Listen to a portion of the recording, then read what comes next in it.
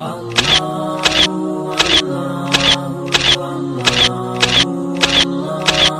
मेरे इमाम हुसैन रज़ी अल्लाह तआला अन्हु ने मैदान करबला के अंदर हमें सबक भी दे दिया गया कि जब कोई तकलीफ आ जाए, जब कोई शिकवा आ जाए तो उस पर सब्र करो, उस पर सब्र करो।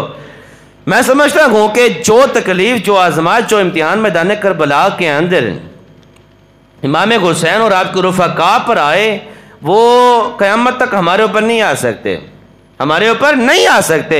और छोटे छोटे इम्तिहान तो फिर आते रहते हैं ना। हम छोटे छोटे इम्तिहान, छोटी छोटी मुश्किलात को लेकर भी अल्लाह के हुज़ूर शिकवे करना शुरू कर देते हैं।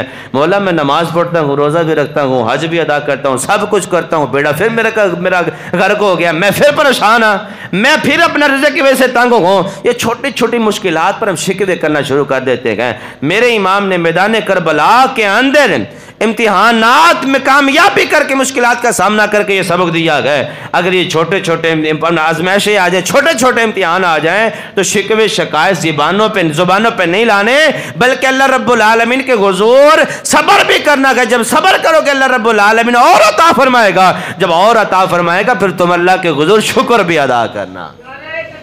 अल्लाह